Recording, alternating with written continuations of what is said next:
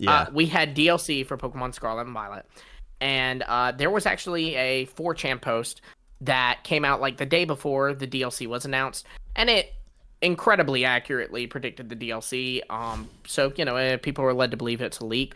And one thing it mentioned in it is that they were working on a patch for Pokemon Scarlet and Violet that would allow it to run better, and it would release alongside the Switch 2. Then, with the Terra leak this past year, we had the Terra leaker. He posted that he would not be posting because he was very big on not posting spoilers for the future. Yeah. Because apparently people who hack employee information have morals.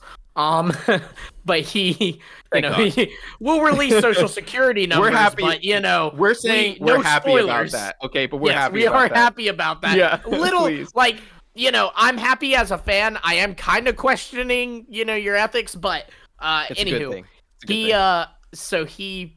He said he would not be posting the like data, the code for Scarlet and Violet, because he did not want to spoil future updates.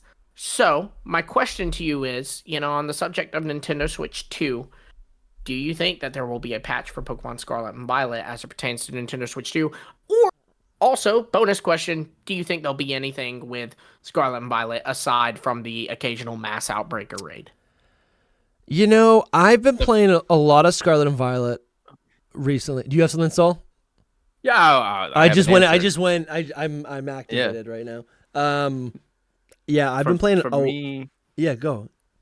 No, I don't know if you have something big to say. For me, it's just no. I don't. You don't think there'll be a patch for the Switch 2? To your first question, no. That I definitely no patch. Maybe. Well, what's a patch? Does a patch indicate like performance updates? I think no. Yes. Yeah. No, I mean, it can be anywhere from a patch could be another DLC, which I do not think. Yeah. Listen, to just something like, hey, this will run better now. I'll give you a little bit of what's the right word? I don't know. I'll give you a little bit. Right. This is it. We could potentially be on Scarlet and Violet competitive, which for I think another we will year. be. Until 2026. Yeah, for a whole another year. Or that's almost 2 years. A whole another year. 2026 too, because oh my God, dude, that's Gen 10 won't be out till November. Yeah. So that is 2 more years of competitive in Scarlet and Violet. Literally. All right. So that's crazy. a lot. Oh man, dude. So I just imagined right now. I'm like, okay, that's insane. That doesn't make sense. And now I'm thinking, no, that's not gonna. What if the black and white remakes are not chibi, and the black and white remakes is literally just the SV engine, and it just is like just as poorly performing. It's vivid, but it's like you can battle. It's like it's standard what if it's rules. not chibi and it's like freaking Let's Go Pikachu and Eevee, and it's like what you're saying. That's what. But it wouldn't be competitive. It wouldn't be. It'd have player versus player. I don't think there'll be a player. non-Game Freak game that. Yeah. Will that's be true. competitive though. Like let's. But go we don't know what engine. Green Diamond, Shining Pearl. True. They both had player versus player. Yeah, but we don't know who the neither developer of them had a would be. competitive. If the black and white remakes are coming out, we don't know who's developing it. We don't. Right. I think though, for one, the rumor's always been that it was third party, and for two, I mean, just being logical here. Yeah. We know there's a team working on ZA. We know there's a team working on Gen 10. Is there a third team working on another game? And maybe, I think, but I don't think so. Yes, but not Game Freak. So it's right. Yeah, and I think also also I'm saying a third Game Freak team. I can't believe that we're back here. Yeah. I just want to say that I'm laughing because I can't believe that we're talking about this again, like before Pokemon Day. I'm playing with it again. Remake. Like I'm like losing my mind over just like that. Before we started, I was Scarlet and Violet question because I do think that. I know it's a good question. It's a good question. It's a good question. Going back to it for 2025, Scarlet and Violet. Yeah, I got some ideas. I got some bingo card ideas. So we have those 2 years of Scarlet and Violet. For me, the most that they give it is a patch for like performance, but not. It's not gonna look different, really. It's just gonna work better. That's all I think. Right. That like the windmills over there on the left of the map will just look a little better. I mean, maybe like a little. Maybe it all works better. Like it loads in better. You know what I mean? But it moves at 4 frames per second. Yeah, it moves. It moves at what it's supposed to originally move at. I think that's a possibility because of that. But that's about it. What was your second question? Because I don't think. I haven't asked it. I thought that because it's a different question. What was the part two of that? The part two of that one was I was just saying, or do you think there'll be any kind of update for Scarlet and Violet aside from mass outbreaks, like aside from what we Oh, got yeah, this you said like raids and stuff. I think they'll Right. still continue with raids. Obviously, yeah. I hope that they will do like Paradox Pokemon. That'd be nice. They got to. They have to give Yeah. us like Gouging Fire, Raging Bolt, Iron Crown, Yeah. Iron Bolt. That would make the Resistant most Bolt. sense. That would Like make they the just most start like so Raging Bolt and Gouging Fire and Walking Wake, etc. And the future ones could now maybe appear in the wild somewhere. Oh, they would just do a Oh, raid. that though, I would think. be cool. No, but I think it would make sense to future proof these Pokemon so they're not like unavailable in the future. Just That make would them make roam sense. at some point.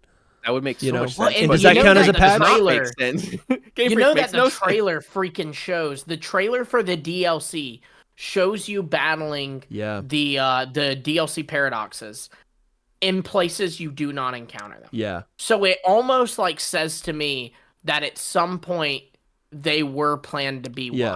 wild. Which is, Like not wild, but you know what I mean, like more available. and Game Freak is no stranger to making things scarce on purpose, right? Like a lot of shinies are unavailable; they're shiny locked until the end of a generation. Or now we've seen recently, and this kind of gets into my answer: mythical Pokemon have been unavailable until later on in the future. So I've been playing a lot of Shiny Scarlet and Violet. I've been playing a lot of Scarlet and Violet, specifically year. because I like the Shiny Meloetto event that is tied in with Pokemon Home. I've been trying to complete my decks. I'm about to do it. I'll probably do a live stream. That'll be fun to claim that and then do some more shiny hunting. But I've also, R.I.P. but I've Beta also, Meloetta. what is it? R.I.P. Beta Meloetta. Yeah. Rest in peace. Yeah, in the comments, guys. Write your Was a bug. obituaries. She was a bug type. Yeah. She looked better. And I also think I've been playing a lot of Scarlet and Violet, having fun with the Black Rayquaza, the shiny Rayquaza raids. That's been a lot of fun as well. And because that's not just a starter Pokemon, and that is like essentially an event Pokemon, like it feels like it feels special. It feels almost like it really just like breathed all of this new life into Scarlet and Violet. And even with all the problems that the games have, it's been fun roaming Kitakami, the Blueberry Academy, even mainland Paldea, remembering where to get items, doing the picnics, shiny hunting, battling. It's been actually a lot of fun. Catching Pokemon that I haven't captured before. It's been a lot of fun. And so when I think about playing Scarlet and Violet for a whole nother year, I mean, that's brutal. I think Hold on, 2 years. I think Game Freak has been successful with these two little events that they dropped, and I would be pleased to see them add more of those in the future, over the next year. Whether it is more raids, right? And I don't even know what they would do. Yeah, maybe they give us. We talked about this actually on another episode. Maybe they give us these shiny Paradox Pokemon that are available in raids. That'd be so sick.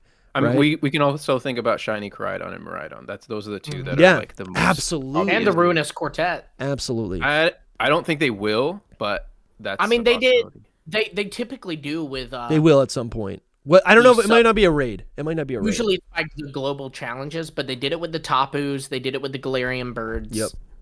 So I think it's inevitable that they do it for Maybe. the Ruinous Yeah, Quartet. maybe. Which would be Especially really cool. because they clearly like sometimes they just like invert colors for shinies, but sometimes like they purposefully design the shinies, and I think it's pretty obvious with the Ruinous Quartet they purposefully designed those shinies, and so I don't see why they'd purposefully design them to never release them.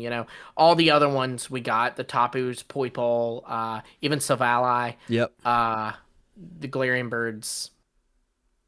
They seem purposeful. Yeah. Yeah. Yeah. That would be great. I don't know if that counts as a patch. That's just kind of like an update, right? That's just like an event that happens. Yeah. That's on my bingo card.